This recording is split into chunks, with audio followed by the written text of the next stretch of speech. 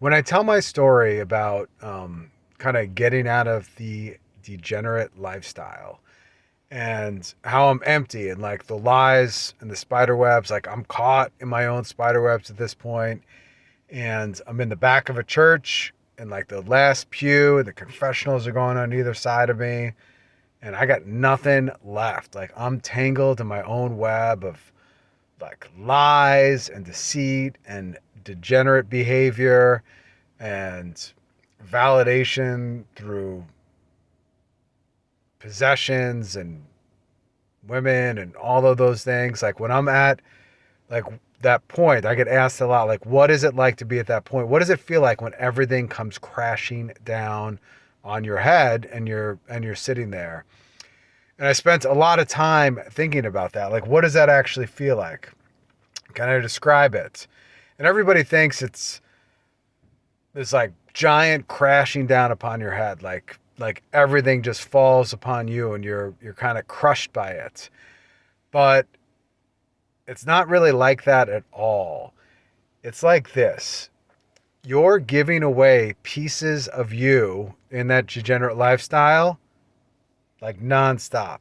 Maybe it's for months, maybe it's for years. Like for me, it was for years and years and years and years and years, giving away pieces of me in hope that I get validation from something, and hope that I fill it with something else, with pleasure, right?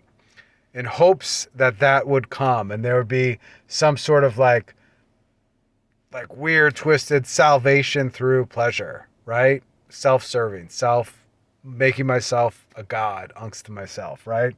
Amongst myself. Anyway, but it's not like that at all, because you've given away pieces of you. There's no like giant crash.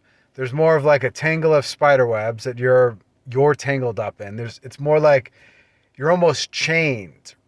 You have all these chains around you, and one by one you got to start taking them off. That's more what it's like. It's like that. It's like you're empty because you've given away everything, every piece of your soul you've given away, and you have this last tiny piece, and there's nothing else.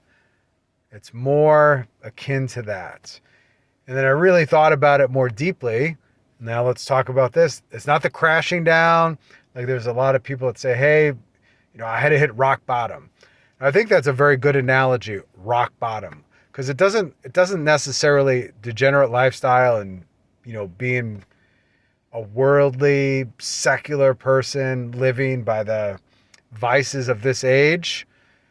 It's more like when you're at the bottom, here's what you have done. Handful by handful, you started digging a hole.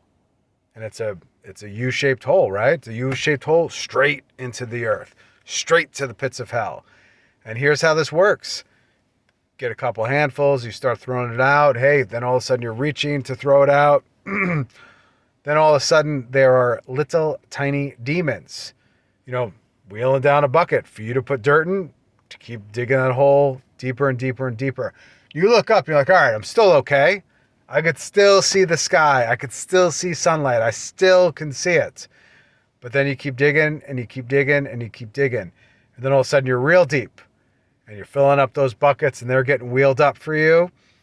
And you're digging deeper. And that sunshine that used to come in and used to touch your skin doesn't anymore. Then all of a sudden you look up one day and it's just a pinhole. And then all of a sudden one day you keep digging and you don't see anything. It's just black. It's just blackness down there. And there's nothing left. You got nothing left. You're at the bottom. You can't find the light. And that is what it feels like to get to rock bottom. For me, at least. That's exactly the mentality it took to get to rock bottom. And there's a lot of people that'll help you carry dirt with long ropes out of that hole that you dug yourself. But here's the thing, guys. As long as it took you to dig that hole deep into the ground, you can't see light anymore.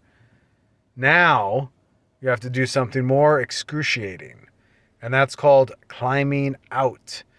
And climbing out, maybe it took you years to dig that hole where you can't see the light anymore. It's going to take you years and years to climb back out. And the climbing out process is in itself a strengthening process. I know it seems like when you're down that pit that you're never going to get out, and you're climbing, inch by inch back out, and you're hanging on to the sides trying to climb out. Sometimes you slip and fall and you end up back down. But you climb out bit by bit. And the process of climbing out gets you stronger. And it is as if God is strengthening you as you're climbing out, right? You're leaving that degenerate lifestyle, you're leaving that all behind, and you're weak. You're super weak.